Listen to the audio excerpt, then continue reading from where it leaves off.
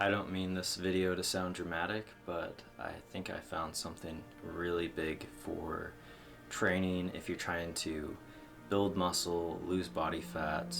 I've barely seen anyone else talking about this, and has completely transformed the way I do calisthenics and the way I think about exercise and putting on muscle and just fitness in general. And I would like to share what I've discovered with you. So this all started when I got sick more than a month ago. I came down with a severe case of bronchitis. At least that's what the doctors told me. And it was one of those things that at first I just tried to push through. I was like, I want to keep on exercising, I want to keep on making gains, so I'm just gonna dial it back. But what happened was every time I tried to do any of my circuit training in calisthenics that I normally do, I would get much more sick, and it got to the point where I would like be getting better, and then as soon as I just did one workout, it put me back like a couple weeks, and I'd be like coughing and not able to sleep. And it hit this point where I was like, you know what, like fitness and exercising is my passion, but I really do have my whole life to do this, and if I have to take like a month or more off just to get right physically, then that can't be helped, and I have to do that. So once I did finally get better, I was looking through some old books that I have,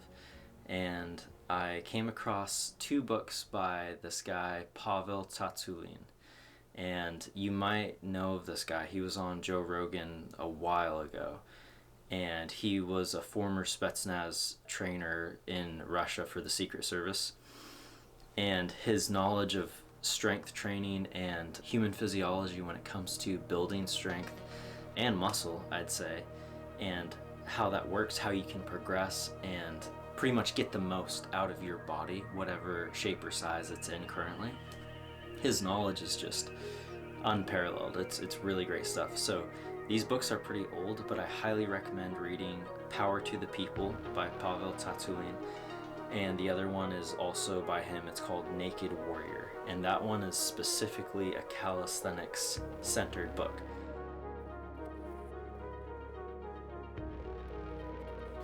Usually when people think about exercising, they kind of look at two camps. You have the go to the gym, lift really heavy weight, maybe don't do a ton of reps and sets, but you're lifting intensely. And then you have on this other side, you have the high rep calisthenics folks, and you can also see really crazy physiques built that way with prisoner style workouts and people just doing reps and reps and reps. You can see that they also build muscle, in fact a crazy amount of muscle. And so for much of my exercise career, you could say, I've kind of gravitated towards calisthenics, partly for convenience, but also I've just realized that doing calisthenic movements leads to a very aesthetic and visually impressive physique, because when you exercise the body in those planes of movements like pull-ups, push-ups, and you can even take people who do like rowing professionally or something. They have very impressive physiques because the function of their body has to support that. And when you visually see someone who is a good rower, you instinctually can see that power, and it's impressive because you can see how the chains of muscles go together and work as a unit. And so that's one thing about calisthenics that I don't think I'll ever go away from. Calisthenics as a modality, just because the planes that it forces your body to get strong in lead to a very cohesive, functional, and by extension, good-looking physique. So it really has the whole package for me.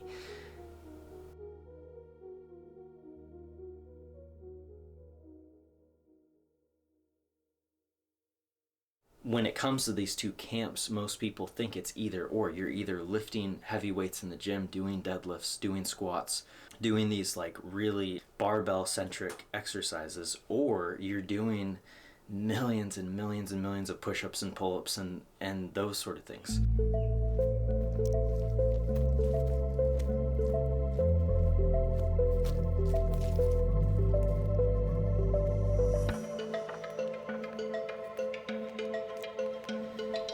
What if I told you that there was something in the middle, something that took advantage of how good calisthenics are at creating aesthetic physiques and functionally strong bodies, but that also combined the tension aspect of these gym goers that really put the muscle in your whole central nervous system under a large amount of stress in a good way. The reason why I mentioned this and told you about how I got sick and even mentioned these books is that while I was sick and even after, I just noticed that every time I tried to go back to my calisthenic circuits of doing these high reps and mini sets, I just got so burnt out. And I think that the metabolic stress for me personally was just too much, maybe because the sickness, or maybe I was just doing too much of it. But it's not the only way to build muscle and strength, and what I'm about to tell you that Pavel Tsatsouline writes about is a marrying, it's an amalgamation of these principles with body weight movements that allows you to get incredibly strong and jacked, and that invigorates you and makes you feel good and doesn't really tire you out. Because if you're someone that does tons of circuit training, you're almost doing like a marathon, or it's like an Ironman. You're doing all these activities and it's really hitting that endurance side of your physiology. And yes, you can definitely put on muscle that way, and if that training is what you like, then keep on doing it. But if your goal is just to get strong and jacked, then I'm gonna show you another way to do this that is really inventive and something that just gets overlooked so much. I'm gonna tell you a story that brings all of these things into action, and if you're a very keen observer, then you're going to be able to pick these truths out and come to the conclusion that I'm trying to share. So many years ago, I was working for my neighbor, just helping her out, and she needed a bunch of gravel moved. And I've done a million different jobs. I've done so many manual labor jobs, working hard and physically demanding stuff. I'm pretty used to it, so this was after many years of doing like work. For this specific situation, she had a bunch of gravel that she needed moved, and the only way to do that was to fill up these buckets. They're like those big ones, so it was about 60 to 80 pounds on each arm. And what I had to do is I had to grab two of them and walk for about maybe a minute and a half down these stairs and to dump them. And we had to dump probably 10 truckloads at least. It was a lot of gravel. So what I would do is I would brace myself, I'd grab the buckets, clench my fists, and then farmer carry or farmer walk them over to be dumped. And what I noticed after doing this for a few days is that not only did my grip strength become really strong, like my grip I felt like I could crush rocks, but my traps, my shoulders, my neck, even my arms just blew up. And it was so confusing because I was like, why is this having such a profound effect on my musculature? Because I'm just carrying these things, I'm just gripping them and walking with them. Well, what Pavel Tsatsouline talks about in his book is that tension is the driving force of all strength, and I would even argue for muscle as well. But when I was grabbing those buckets and just tensing up to brace myself for the load, what I was doing is I was very effectively activating my trap muscles and pretty much all of my upper musculature in order to carry those. And so when I was doing that with these sub-maximal weights, meaning it wasn't like this was as heavy as I could take, but it was still a pretty heavy load to be carrying for as long as I was. What that was doing was that was creating these little contractions in my muscles that were very intense, and I did a lot of them over the course of several days. What this pretty much meant for my nervous system is that it got really good at doing that movement, and the nervous system got used to firing in that pattern really well. So it pretty much strengthened those connections in order to tense up my traps and activate all of these muscles. So I never really got burnt out because I would have a rest from dumping the gravel to walking back to grabbing more, and it never pushed me to the point where I was like failing at carrying them. But it was enough weight that caused me to really contract, and that contraction and that muscle tensing that I got from that is what led to me getting really jacked in just a couple weeks of this. So what I'm getting to with this story is that Pavel, in his books, he talks about the amount of tension a body can generate exactly translates to how much strength or force that body can generate.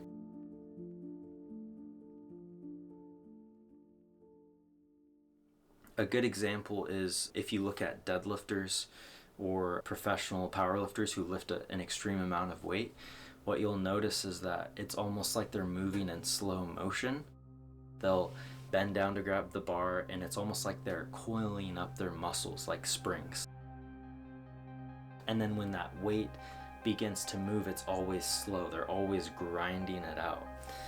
And when you have static sports like gymnastics where they're, doing the rings and they have to be completely still, that is when you find the most impressive musculature, which is so interesting. So if you look at arm wrestlers, most would say it's a pretty static sport because a lot of the time the hands are clasped and you're just pushing with all of your might, so you're just locked there.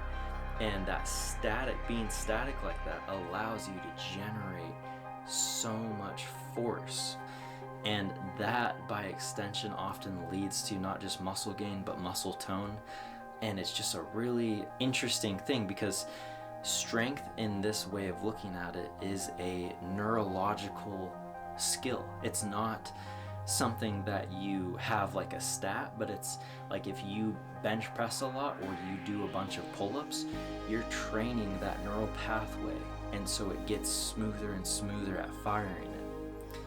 The thing is if you're doing a ton of reps with lighter weights, then oftentimes you're not getting that same intensity in the muscles. So like if I'm doing a pull-up with like a bunch of weight attached to me, then when I'm squeezing that bar and contracting and pulling my shoulder blades back and my biceps are engaged, like I'm doing that at so much intensity if I have a bunch of weight on me. Whereas if I'm doing like a bunch of reps and just going for like that burn, then it's a much looser grip and it's a much looser feeling, like you're almost just like bouncing. And I have built a decent amount of muscle with that, but since I've started doing this, greasing the groove is the term, where you do lots of reps but in small numbers. So like let's say I do like five reps of pull-ups and I space those throughout the day. So maybe I do like 5 pull-ups every like couple hours or every like 30 minutes, right? Not enough to get tired or fatigued, but enough to really tense my muscles and get a good contraction for several reps. Since I've been doing that, I've been making not just strength gains, but muscle gains. And I feel like it's tapping into my body's physiology much better. And it's making me feel so much better as well, because when I was doing so many reps, I just felt like burnt out a lot of the time. And it impacted other things, like libido was lower. And I kind of just rationalized it to be like, well, if you're working out, then some of your body's resources are going to recovery, so maybe that's why, but with this style of training of focusing on tension, you don't have to give up your hormones or feeling good and invigorated. This is another point I want to say. I'm not necessarily talking about adding weight. So A lot of people look at weighted pull-ups or like vests on, and they're like, that's the only way to progress in strength with calisthenics.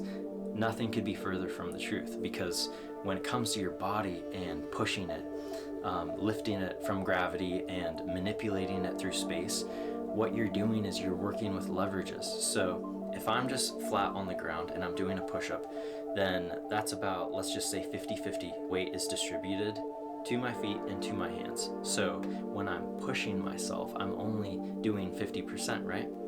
Let's say I raise my feet up though to where they're like way up on a wall and I'm like at like a 45-degree angle. Well, then it might be like 85 to 90% of my weight is on my hands. So you can see how you can leverage your body to create more tension. That's why there's so few people that can do one-arm pull-ups, but there's tons of people that can do like double their weight in bench press, is because you don't necessarily need weight to create a really high tension. By leveraging your body weight, you can create more tension than you could with maybe adding a bunch of weight. And I'm not saying don't do weight, because I started doing weighted pull-ups because I really find that effective for growing my lats. But what I am saying is throw some one-arm pull-ups in there, start doing some pistol squats. Find ways to leverage your body to make these exercises really tough, because this is the other thing. If the exercises are much harder, then you're doing less reps. So this might sound crazy, but I only do like 5 reps in a set now of any given exercise. And you might be like, well, that's so low, how are you gonna build muscle? Well, there's 2 answers. One is that I make sure that the exercise is tough enough so those 5 reps are actually like mildly challenging, they're tough. And then the other thing is I do lots of sets and sort of these micro workouts throughout the day. So I'm constantly, say I'm like washing dishes and I'm like, hey, I'm just gonna do some 5 one-armed push-ups on each arm. And then it's been 20 minutes, I'm like, oh, I'm gonna do some more.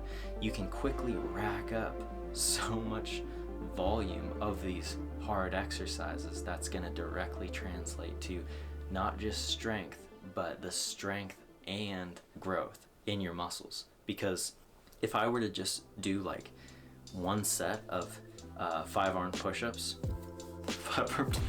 of one-handed push-ups, if I did 5 reps of that on each arm and then called it quits, then I would just be getting stronger. But because I'm doing lots of sets throughout the day, I'm not just getting that strength and that neurological adaptation, but I'm also growing in mass and size. And so that's sort of the marrying of this strength but also hypertrophy side, is the same mechanism that allows you to gain strength when you continue it out and you do more sets of that same thing, or it leads to muscle gain. If I were to sum this whole thing, I would say that the key component is you want to do as much quality work as possible while still being the most recovered. And I think Pavel, and even in his book, says you want to do the most like quality work while being the most fresh. So you want to be feeling great after your workouts. You don't want to be feeling tired, and you even don't train to failure because one of the cool things is that if your nervous system fires in a particular pattern, if you are constantly doing it successfully with good form, then it's locking in that good pattern. Whereas if you're constantly failing at an exercise, then the groove, you could say, in your physiology and your nervous system, the groove is going to get very messy because you're performing it differently and maybe not with the best form or strength and contractile tissue when you're doing it. If you're wondering how to like implement this and get started to see gains and get more strength and get more fit, what I would tell you is, first off, check out those books by Pavel Tsatsouline, Power to the People and The Naked Warrior. The other thing I want to say is don't really look for a magic routine, because I've had a lot of people ask me like, what are your reps and sets and how many of this and that do you do? And I hate answering that because it kind of like, it makes it seem like this is a formula, and it's really not. Like, even if you didn't take any of the advice I had in this video and you did your own thing, say it's high reps or going to the gym or whatever, you're still gonna see gains and you're still gonna make progress. So when it comes down to it, what I'm saying is apply these principles to you. Like, experiment with doing less reps and higher intensity but more frequently throughout the day. Calisthenics. Experiment with weighted pull-ups. Experiment with one-armed push-ups. Incorporate these things in and figure out a good balance for you and what you enjoy doing, because there's nothing magical or special about what I'm doing.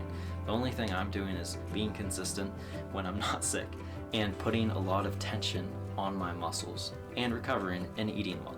And this is the last thing I'll say. While exercise and working out is a huge passion of mine, where I actually excel is my knowledge of nutrition and dieting. So that's really what's allowed me to see the results I have. And if you're someone that wants to sort of get some help in that area, diet and nutrition, I do have a coaching service where you can sign up and I can walk you through, depending on what your goals are, whether it's to build muscle or lose body fat, or both. I can help you along that journey. So check the link in the description or DM me on Instagram, and we can set up a time and talk about it. But the main thing that I want to say is just that don't overcomplicate this and experiment with stuff, because that's what I've done, and that's the only reason I know as much as I know is because I've tried stuff. I've tried it on me and I've been like, wow, that really worked. I've paid attention to things that I've experienced in life and been like, wow, why do I feel more jacked after doing that? You know, why is it I take a day off from like eating this way, or have a huge meal, or have more carbs and I look more full?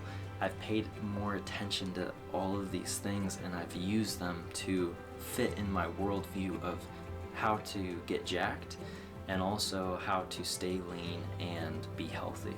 And what more can you really ask from life? So I hope you guys enjoyed this video. If you have any questions, drop them in the comments. I'll try to get back to you, and thanks for listening.